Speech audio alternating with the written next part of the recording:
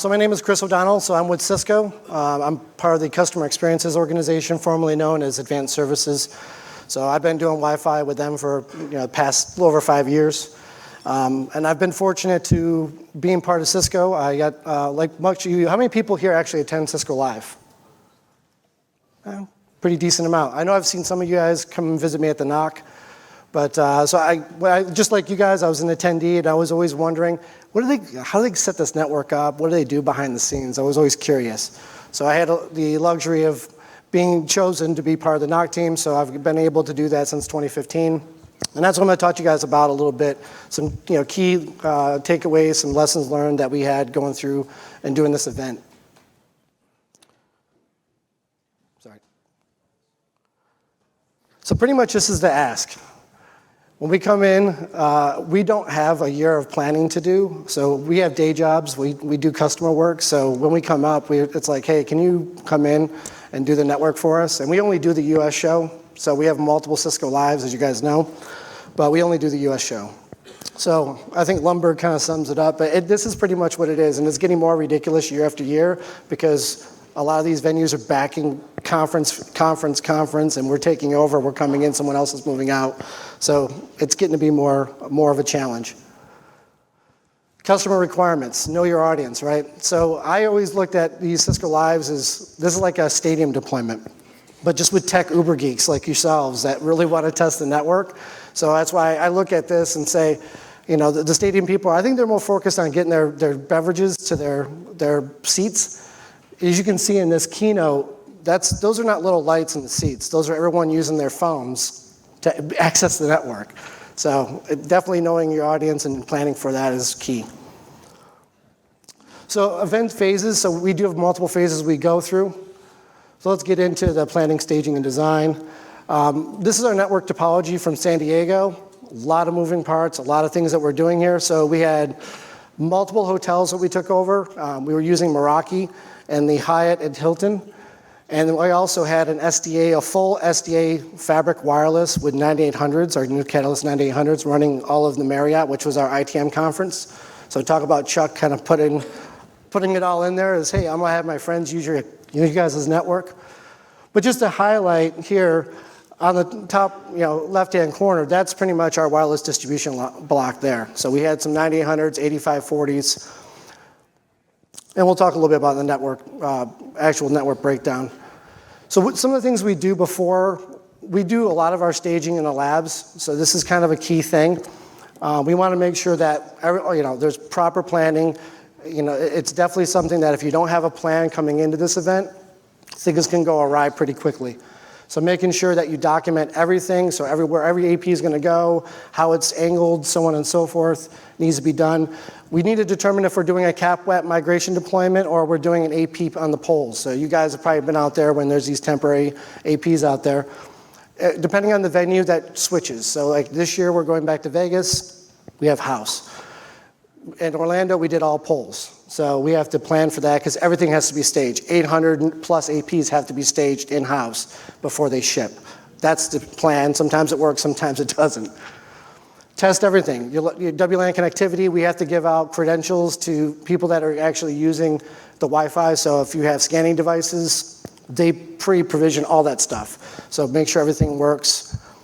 And again, stage as much as you can. Breakdown on equipment, I don't have to go through the exhaustive list, but high availability is key. So everything is running in high availability, CMX. The only thing we don't run in high availability is Prime. So if Prime's up, good. If it's not, oh well. But normally that's just used for the config management. We do some stuff with the config management there. Our matrix collector is our homegrown tool that we have in CX. That was developed mainly for stadiums, and we kind of use it in all of our high density. We're going to show you some screenshots of that. It's a really cool tool for KPIs. And of course, DNA Center for assurance is something that's been added to the arsenal since 2018 that's been really beneficial. So like I said, bless you. So like I said, we come into this and we don't get to go on site. So a lot of our RF design has to be predictively done. So this is Ekahau that we're using, ESS. So keynotes change year after year. It seems like there's always has to be a different Keynote configuration with different truss and a different layout, whether it be more of a centralized, whether it's a stage up front. So we have to constantly make sure that we're doing that. We also have to potentially look at a house network that maybe doesn't have a predictive design already, do that predictive design, and modify it to meet the density for a place like Cisco Live, because the house network just can't handle it. Shaping the RF. So I'm a big fan now, from an install standpoint, it would be great if we all used the same antennas. My installers would just love me if I just deploy this 2566 D4M, I connect it this way and that way, it's done. I can repeat that. But I have to be a little bit of a PIA and say, no, I want to do things differently. So like for Orlando, this is from Orlando, the top left-hand corner is our dual, what we call our Trout antenna. That was doing dual 5 gig. And then on the bottom one, you can see the 2566 P4W, which is our wide patch, and that was doing our 2.4 serving. So we do 2.4 and 5 gig as part of the conference. We're not 5 gig only. I've always made the objection every year, can we do 5 gig only, please? Because we have to tune the 2.4 to make it actually usable for you guys to use it in the environment. But in this case, I just designed it around every time there's a wideband patch, it's 2.4. So that way I didn't have to shut off any 2.4 radios. Awesome. And actually, thank God, it saved me a lot of time because it was a little bit of a nightmare, which we're going to talk about. All right, setup and testing. So what do? So we get the gear, everything arrives on site, gets shipped in, we bring everything back up, we test, and we test again. So we constantly make sure that, hey, everything is set, things are working as expected. We deploy our switches and APs. Again, if we have to do the pole deployments, that means running poles out, or any APs and switches. And hey, man, people sometimes get injured, right? It's a dangerous job. So in this case, this is Benny. He's one of our engineers, and he literally, his gout flared up because we had him walking so much in the event. So poor Benny, but he was a trooper. You can still see he's got his NetScout, and he's got his switch and cables to go put some more stuff out. So challenge with temporary installs. I know I hear a lot like, why do you guys need all this staff, and what's the big deal? It's a temporary install. You don't have to figure aesthetics and do all this custom install. You just got to put a pole up with an AP on it. It's not that big of a deal. But you get delays. Access to rooms are delayed, so you can't get the work you need to get done at that certain time. We have to have the knock pool party. You got to have a knock pool party, and that's not what you think. It's called, the air conditioning unit leaking behind the core racks. And I don't know about you guys, but electronics and water, they don't like each other. So something this was in 2018 again, that was driving us mad. But we got it fixed. BPU guard errors, we're interfacing with, if we're using a house network, which most times we're interfacing with some kind of the house network, we're seeing all kinds of unique stuff, DCP servers, rogue DCP servers, fiber stuff, last minute deliveries. So again, the 2018 show, we were supposed to be moving in Wednesday before the Sunday. So Sunday you guys come in to do your tutorials and things of that nature. And we didn't get equipment. We were supposed to be moving in and getting equipment up, those poles up Wednesday. We didn't get equipment until Friday. And I didn't get my Keynote stuff and my equipment for Keynote until Sunday afternoon. So that means I had installers to install Keynote, install it, and I had to test and tune it before Monday morning, before Chuck did his thing. So I got 4 hours sleep for the whole weekend. Between Friday to Monday, it was 4 hours of sleep, but we got it done. Fiber nightmares. Obviously, we're interfacing in. It's just a rat's test. Again, we just make it work, though. All right, location.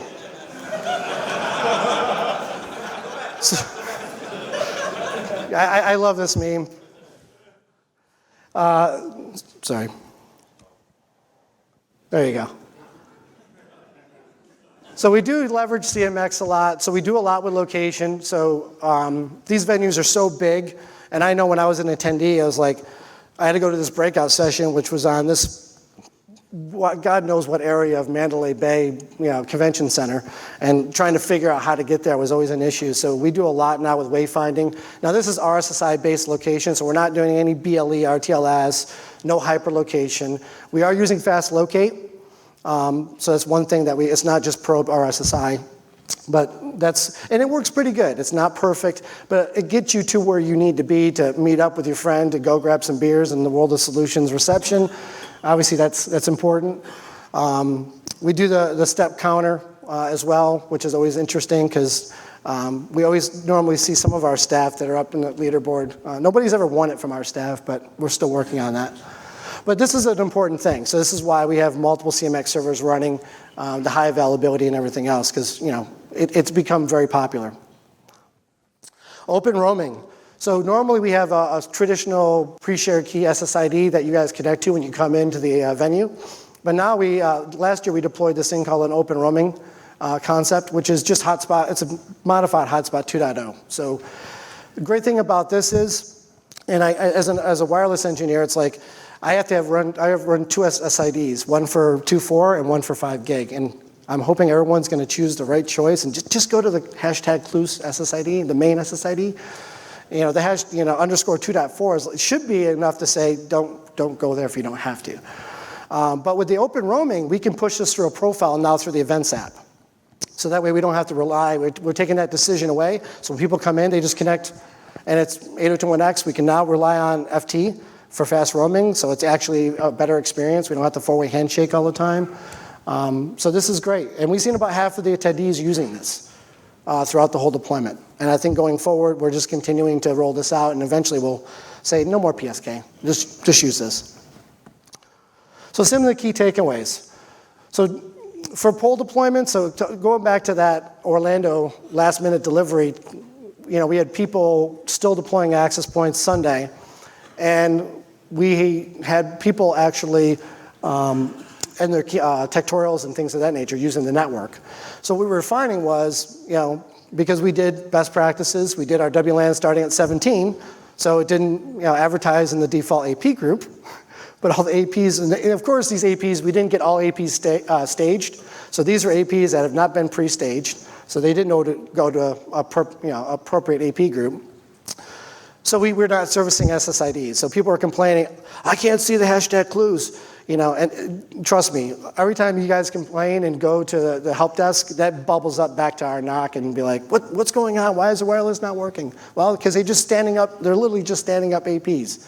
So if you use a WLAN 1, that avoids that problem. It'll just come up in the default group, have some global settings just to get some connectivity out there for people to connect, and then migrate them to where they need to go with the fine tune of the RF profiles and things of that nature that we do. I already talked about doing, separate SSID. Don't do a dual band. I did that for multiple years, and it was just a hassle to try to keep people on 5 gig. Devices were like, hey, no, 2.4 is stronger. Well, let's tune 2.4 down. Well, then it hurt its the SNR, and then people complain about the 2.4 being crappy.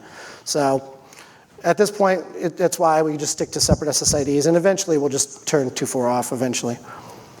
Cabling issues, I've seen it all. I think someone talked about plugging into the console port. I had about 100 APs that our installers did that, and I'm like, why are these APs not coming up? They've been installed for like 2 hours. Why are they not coming up and associated with the controller? Well, that's why. Cables getting crushed in doors because we have to navigate around doors and stuff like that. So always a challenge, especially RF cables, antennas going onto APs. I've been under a Gilliver antenna and be like, I'm only seeing neg 67 and I'm underneath it. Can you guys go check that? Oh, the connectors weren't tight. Okay, now it's neg 55. Okay, awesome. RF needs tight connectors. So and double check everything. I know for my process, because I've been doing this so long, I have scripts, Python scripts, thanks Jake, that actually go and check these things where I can do diffs on all the configurations. If I have multiple WLCs, I can make sure that all the configuration, just in case there's a failover, we do SSO, but we also have an N+1 to make sure everything works seamlessly. So migration.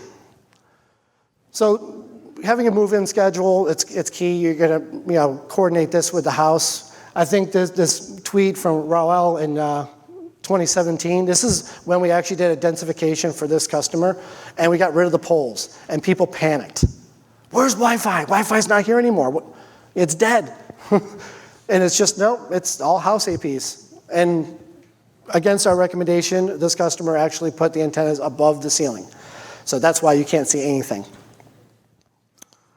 So some of the other things that we do, when we do migrate the house APs, we take their configuration. I replicate their AP groups. I try to be a good borrower of a network. So that way, hey, when I give this back to you, all the APs are going to go in your AP groups instead of the default group, and then you have to go remap them all again, because then people really hate me. I'll get death threats.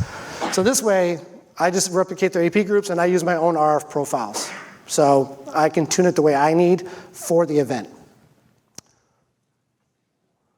So coming down to tuning and validation. So obviously we need to check signal. So we normally have a Ekahau sidekick that we use to go through and sample. We can't, and I know I get this question every year. Do you guys literally site survey all of Mandalay Bay and all of Bellagio and MGM and all that? No, we don't have time. Like you guys seen, we have a weekend to do this. So we have to do sampling and kind of take that and know that, hey, the hallway is good, same configuration, apply it, and we should be good. And we have enough density that we're usually pretty good. Protocol analysis. So anybody who knows me knows I'm a packets geek. Packets don't lie, right? So I also do a lot, especially in the Keynote, I'm doing a lot of packet analysis around RXTOP tuning. I just don't kind of do the usual, yeah, we'll set this value, it's good. I actually look at protocol to where I'm actually using our matrix tool here, and you guys can see here, I'll highlight retry rates. Now, this will be interactive a little bit. So how many people, so this is 2 different RXTOP settings in Keynote. You can see one of them, I know it's tough to see, but the one on the left has a little bit more retries on it. How many people think that's a more aggressive RXTOP value? How many people think it's a less RXTOP value setting? All right. Well, the answer is, it's the more aggressive one. RXTOP is a sharp knife. So if you start getting a little too aggressive with RXTOP, you're not going to get, we're not going to hear the client. That's going to increase retries. So that's something always, empirical evidence is always key to make sure that, hey, am I going too aggressive? How is this affecting things? So that's why we do what we do there. Talking more about Keynote and design and tuning. Keynote is one of our big areas that we make sure that is solid. This is an area that I actually normally sit in here for a day and a half to make sure that everything's getting installed. You guys can see we normally mount to truss. This is the Keynote design from 2019. There was a ton of truss. There was LED light walls. There's all light, you see on these truss, there's lighting and stuff that we have to go around because I normally want to put my AP here, here, and here. Oh, but we put lights there. So you have to shift all your APs. And that's going to screw up all my design because I'm positioning all these over the seating areas and everything's packed in with everyone kind of sitting literally shoulder to shoulder in Keynote. If you guys have been in Keynote, you know it's close quarters. So one of the other things I wanted to talk about here that it's not on here is Keynote Staging. So that was another area that we constantly are getting looked at is when everyone's waiting to go into Keynote, it's kind of like seeing a celebrity, everyone's packing up and waiting to go into the Keynote. And obviously that's when you're bored and you're on your phone and you're on your devices doing your email and actually more actively on the network. So we do a lot of work now to augment the network just for that area alone. So we make sure that we see the APs getting way overloaded. So when you go into Keynote, it's one other thing. The Wild West of WAS, World of Solutions. This is, I hate WAS. So WAS is, 2.4. I took these metrics. I got this posed down. Anybody who's a bodybuilding fan. This is pretty much what it is. Everyone's jacking power up on their APs, trying to be the loudest. Everyone thinks that, I'm just going to turn it up, turn the data rates down, I get more range, I'm stronger than you. It's just a mess. And then we got people doing 40 megahertz channels in 2.4, to the point where we've now said no 2.4 in WAS. So last year we said, no, we're not going to do it. We're not going to play this game. And then you have the mobile rogues, everyone with their hotspot in their pocket, adding insult to injury. I have dev coming up to me and saying, I can't see SSIDs. 5 gigahertz. Okay, well, that should work. And we do. We carve out channels in our DCA channel plan. I give out normally my whole UD1 and maybe a couple other channels. And still, People are saying, and we give that out to vendors, but they're like, okay, now they either do this intentionally or not intentional, and say, well, I'm going to use all Uni 1, but I'm going to 80 megahertz it. And then I'm going to go high power, low data rate. And then I'm going to put a lot of APs out. I have some of the big, I'm not going to say any names, but I have big vendors that say, we got 7 APs in our booth. We're going to drown out everybody. But I can't see the SSID. I can't see my SSID. Why? So you guys can see here, even 5 gigahertz is being a struggle. And just so you guys know, for our deployment, we stick with 20 megahertz channels. We're not doing any 40, 80, nothing like that. It's all 20. So this is something we have to police. We actually walk around, we're the Wi-Fi police, and we have to tell people, hey, can you guys go to 20 megahertz and go to 36? It's best here. Awesome. Next to you, and we just have to do this process. Again, with all the time we have, this is something that only Mobile World Congress has really figured this out. They actually have Wi-Fi police, kind of like the little vest that Keith has given out. They walk around and police it, and they've done a really good job, but we just haven't got there yet. We talked about this. This is my scrolling SSID list from Orlando. Oh wait, there's more. It still goes. Some key takeaways. Critical areas you have to focus on. You can't do everything at one time. If you do show off 2.4 radios, we talked about location, know how that affects everything. DFS sweeps. So before, when I get on site, I actually do, after all the APs come up, I actually set all of them to DFS channels. I'm doing this to kind of weed out any problem childs. Like if there's any channels in the environment that maybe just are going to be nagging. You got to think about where we deploy. San Diego, right near the Navy Yard. Mandalay Bay, I could literally stone's throw that to McCarran Airport. We're right on top of the airport there. So something that we always try to do, and I know, taking from Dave's presentation, there's maybe some things I might want to do a little bit differently to kind of condense, maybe do some bonding of the channels to get more channels in that area to say, is anything tripping? Instead of kind of spreading it out. But it's an important step that we do to make sure that we don't have any true DFS. Because this is, again, an unused network for the most part. This is before you all come in and everyone starts hammering on it. Monitoring. Obviously, availability is key. These are custom dashboards that we have done from Jason Davis. He's one of our distinguished engineers. This one's one I love. This is our AP client load. So anything in red is showing radios with clients over a certain limit, in this case 75 and above. So it just bubbles up. So I'm like, okay, here's our, when Keynote fires off, I watch, everything goes right up top. And it's like, yeah, Keynote. And then you can just kind of get a good balance of what's going on there. So it's really good. A breakdown on our protocol distribution. This is actually from Barcelona this year. You can see Wi-Fi 6 is picking up. Wi-Fi 5 AC is ruling the roost, but we still have 567 2.4 devices. And these 2.4 devices are more than capable 5 gig. So it's people willing, enabling, choosing to go into the _2.4. Some custom Kpi tools. This is our Matrix tool. I love this tool. I live by this tool. So this is a way that we can actually stack wireless KPIs on top of each other. I know it's a little bit of an eye chart, but as you guys can see here, the bottom one is actually Keynote. So this is actually looking at the load in from Keynote and how everything tapers off. Because everyone kind of comes to me and says, dude, the Keynote was like crazy. Like, yeah, you understand the probe rate that's going on when you have 10,000 people coming through 3 sets of doors in the same area. The network's going through turmoil. It's very turbulent. You just got to hold on for the ride, get in your seat, give it a second, and then start streaming your 4K cameras and telling me, yeah, it's good. Client health, so DNA assurance. So this is one of the things, so we have all these network tools, we have these custom dashboards, you guys seen, but one of the things that we were missing was client health. Like, I can't really tell how the clients are speaking. Now, most of you guys out there are like my miniature testers, my human testers to say, hey, Chris, man, I'm disconnecting in this breakout room, or I go out through WAS and I'm having issues connecting. So that always helps. I do like the feedback if you guys are experiencing some issues. But now we're actually deploying sensors. So we actually have sensors that we deploy out. This is actually from the Keynote, where we actually put sensors in Keynote to be synthetic testing the network to make sure that we're not having any DHCP problems. People can get out the internet. Throughput is where it should be and things of that nature. And then going back to that Client 360, I know last year I really relied on assurance. I didn't have to do one client debug ever in the network. So if anybody was having a problem connecting for any odd reason, and you'd be surprised what we hear, I could just go to the assurance client 360 and I could tell, yep, this is the problem you're having. I was seeing a certain vendor having a lot of four-way handshake failures.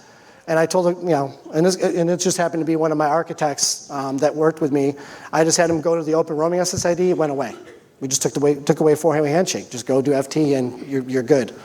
So, but this has been a hugely important tool to know exactly getting some data on the client 360. Teardown, we don't deal with teardown. We get it set up, but we have someone else come in and actually decommission the network. At that point, we're all done. And that's it. I'll see you guys in Las Vegas.